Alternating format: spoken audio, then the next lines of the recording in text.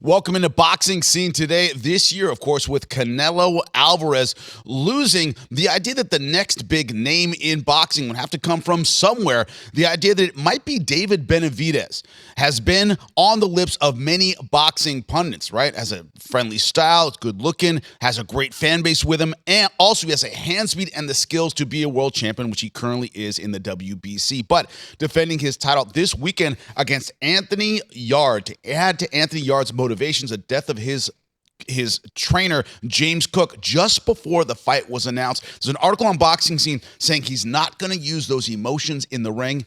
Is that a good idea? To help me break it down, Jimmy Smith in studio alongside the champ, Paulie Malignaggi. Of course, Chris Algieri joining us via Zoom.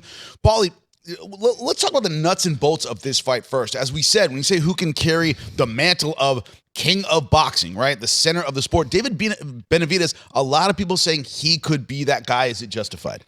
He could be. There's still a couple of guys that are in play.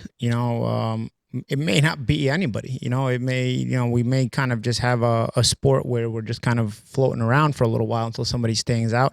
I think David has the opportunity. I think even somebody else was fighting this weekend. Actually, Abdullah Mason, I think, has a real opportunity as well. I really like that kid, both as a boxer and his maturity as a person. But David has been a guy who sort of has been awaiting this anointing, and because of Canelo's, I'm going to call this what it is, scumbaggery. He hasn't been able to elevate himself to that level the way other greats kind of allowed that to happen in the past. With Torch wasn't passed. Next great generation, yeah. So I think it's a little bit unfair to David. He may or may never get it, but it doesn't detract from really the level of fighter that he is. He's really a high-level fighter and a high-energy fighter, and somebody who's I think going to be a force in the sport for these years to deal with. Not an easy fight this weekend with Yarde, and the emotional part of it, like you said, we'll get into that in a second. Yeah, but when you look at it tactically, Chris, how do you see this fight playing out? What are Yarde's strengths as compared to Benavidez, who has looked fantastic so far?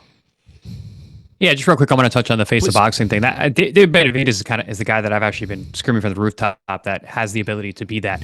And not only just because of his fighting style, it's the weight class. He's got a lot of dance partners. And if he's victorious time and time again, he's going to be pretty much undeniable.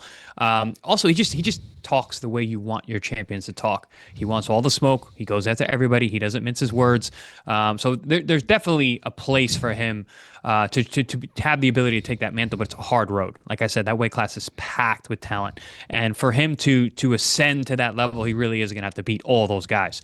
And in terms of this fight, Anthony Yarde's dangerous. I love this fight. I think it's a really fun fight. I think Anthony Yarde's always in fun fights. He's probably my favorite British fighter in terms of entertainment value. He comes, he brings it. He's willing to go out in a shield to try and knock you out. He can punch. He's very explosive. So, this fight is going to be the explosiveness and power of Yarde versus the hand speed and volume punching of David Benavidez. And for Benavidez to make this fight easier, he's got to get on that jab. Benavidez has a very good jab. It's very, very fast. He's got no fat in that punch. It's a very underrated punch that people don't really notice because he throws so many combinations, but he builds everything off his jab. If he's able to set the tone with that jab, maintain the distance and range, and set up those combination punching with those fast hands, Yarde's going to have a really hard time getting off. But if Yarde can drag Benavidez into a firefight, he's got a real chance because he can punch and he's willing to punch with you, even putting himself in danger when he does it.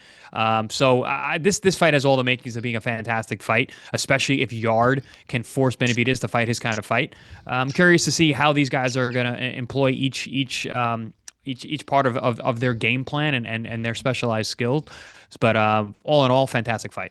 I'm going to push back a little bit, champ, because I think the Benavidez jab is, in fact, what you're saying. It's very important, but he doesn't use it to hold range. He uses it to close the gap so he can throw those combination punching. He's not one of those jabbers that. And it is an underrated jab. I agree with the champ, but he's not one of those jabbers like, for example, me or you and Chris, when we fought, we would use the jab to sort of establish range and hold the fight at a certain range. I think Benavidez uses that jab he uses it well, but he closes range because he wants to throw those combinations. And it's that jab that backs you up. And when you start backing up, you take away if you back up your opponent, you take away the punching ability of a guy like Yarde. So I think that jab is very important. But the point well made, because I think that jab is very important, because in order to get to the combination punching, you need to first start backing up Yarde so that you're not exchanging and you're not giving Yarde that power opportunity. If you start backing him up and then go into from that phase of jabbing and backing Yarde up into the combination punching, now you got an opponent who's backing up. His punching power sort of becomes nullified, because a lot of punchers, most punchers, their punching power sort of gets nullified when you start backing them up. And I think that's the key, and that's something to look for in this weekend's fight. Let's talk about Champ, that's what Benavidez did. Benavidez has a fantastic jab as well. Also a very underrated jab, but he's not a distance control guy with that jab either. He's a distance. He gets closer to you, similar to how Benavidez says. It's just his is a battering ram, and he was able to back up Yarde. But even while getting backed up, Yarde had some success in that fight because he's so explosive. He's willing to fire while getting pushed back. Well, like you said, he goes out on a shield. He'll say, all right, F it. Let me just go for it, and he'll put himself in harm's way in order to do that. So that's why he's a fun fight. That's why he's your favorite British fighter for entertainment value, right? Exactly. Now, let's talk about the emotional side with the death of his trainer, James Cook, before the fight was announced. Paulie, there are times when emotions can really help. Probably the best example, Buster Douglas against Mike Tyson. His mother died during camp. He was able to use those emotions, fought with a, I don't care, you can't hurt me any more than I've been hurt with the death of my mother kind of attitude, and that propelled him. Other fighters fighting emotionally. He talked about Oliver McCall, Lennox Lewis, kind of mental breakdown he went through. This idea that he wants to leave those emotions out of the ring.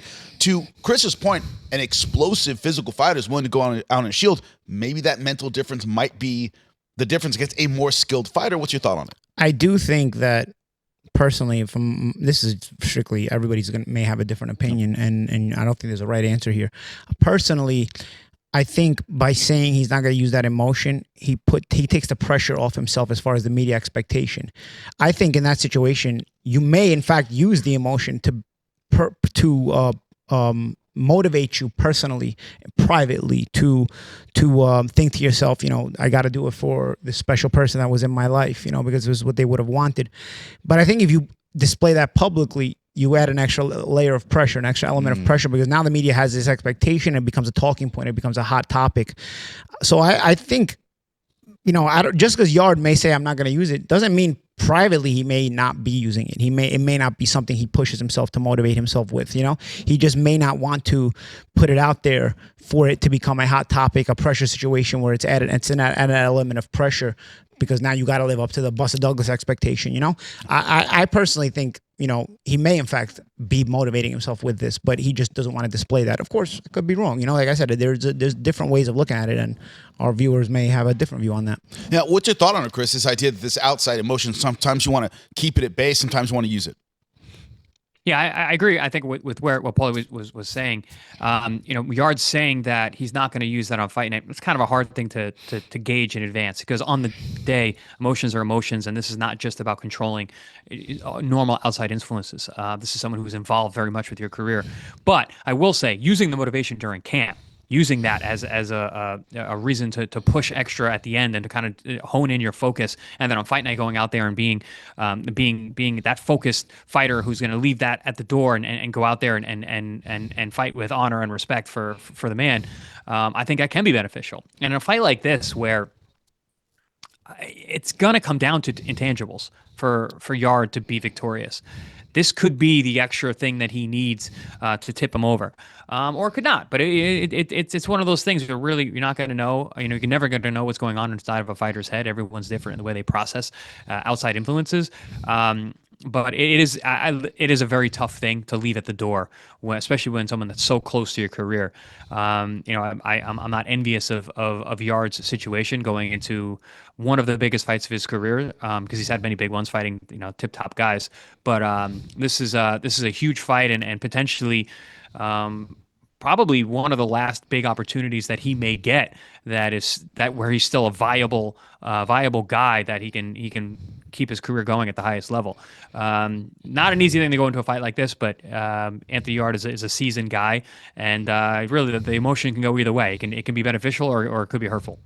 Another question, of course, is the corner. Now, he was the assistant trainer, so he's not the primary voice in the corner, James Cook. But still, you want comfort in your corner. You want the familiar in your corner. How does that affect things in a fight if there's a change like that?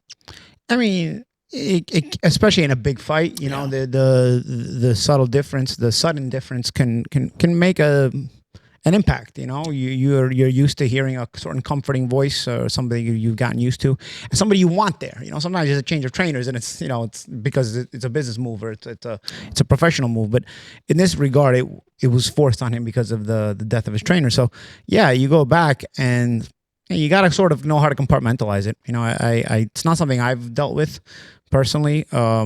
We're in the middle of my career, losing a trainer, but still, I imagine it has to at least be compartmentalized, because that's how you got to deal with any mental sort of quote unquote distraction that could take away from your performance in that moment.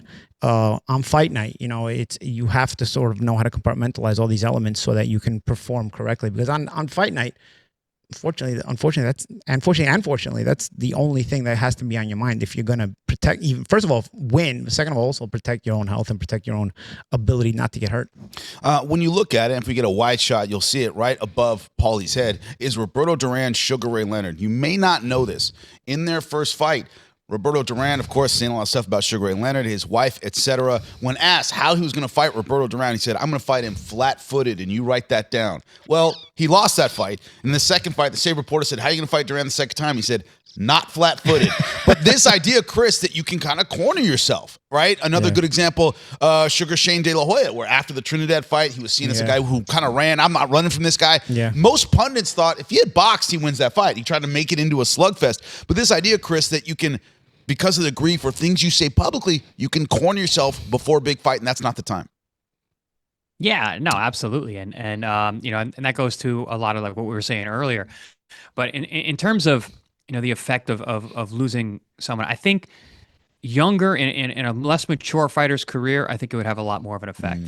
But I think a guy at this level, who's been around the block, and I'd mentioned his experience level, even at this heightened state, I don't think it's going to be that big of a factor. And, Champ, you used a great word, compartmentalize.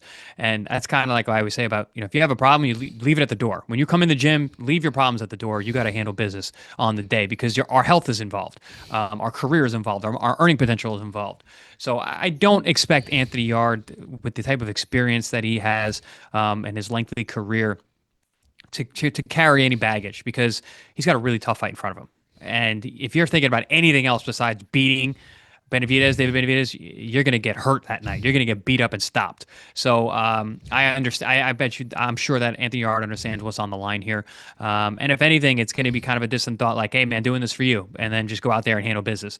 And on the day, man, things are going so fast. You're so locked in. You're so dialed in. If your camp went well, a lot of those human thoughts can kind of be left in the ways in the rearview mirror. So I'm expecting a great fight, and I expect the guy at the level and maturity of Anthony Yarde to go out there and handle business regardless. Let me flip it over real quick and throw one more thing at you guys. The idea that Benavidez, as a potential face of boxing, is a pressure on him to not just win, but to look like the face of boxing. When you are in that conversation, yeah, it is that you are not just a championship fighter, but you are there's an extra level, an extra layer above that. Not all champions have that, are given that viewpoint, or given that expectation, I guess, to keep using that word, So yeah, unfortunately, yeah, there's a little bit of more pressure. You gotta win, and you gotta make it count. Is that, if you're betting on Yarde, Chris, are you betting on the idea that he tries to look like the face of boxing, maybe takes a risk and falls to, as you pointed out, an explosive guy with real physical ability? In terms of David Benavidez, you mean? Yeah, if you're betting on Yarde for the upset, does Benavidez try to do a little too much, try to look like the face of boxing, get caught by an explosive guy? Potentially, yeah, but I don't know. I mean, I think Yarde's so dangerous regardless. Whether if David Benavidez fights like David Benavidez, it's still a dangerous fight. And even if he fights at his best, it's still a very dangerous fight, because Anthony Yarde is a dangerous guy. And to put Champ's point, absolutely, it's not just about winning, it's how you win. When you're in the discussion of taking over the sport in terms of the face, it's not just about winning. It's not just about getting by this time. You're under the microscope by everyone. You have to perform, you have to dominate, you have to be exciting, you have to put butts in seats, you have to get the guys locked in on the entire fight. But that's just how David fights. I don't expect him to fight differently because people are throwing that around. I think he looks at himself as this guy regardless, whether the world knows it or not. It's like Ali saying, I knew I was the greatest before anyone else did. So you got to kind of have that mindset. I always call that the champion mindset, a champion lifestyle mindset. Treating yourself like a champion before you are, treating yourself like the face of boxing before you are.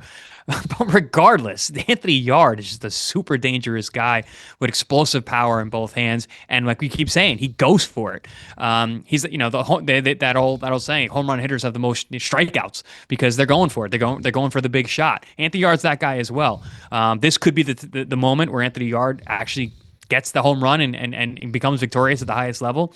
Or it could be another dominant performance by David Benavidez and another step towards being the face of boxing. We'll see. Well, either way, we're looking forward to an exciting fight this Saturday. WBC light heavyweight title on the line. Anthony Yarde, David Benavidez, and as it makes boxing news, you'll hear about it right here. Boxing Scene Today. Join us. Find out why millions are watching.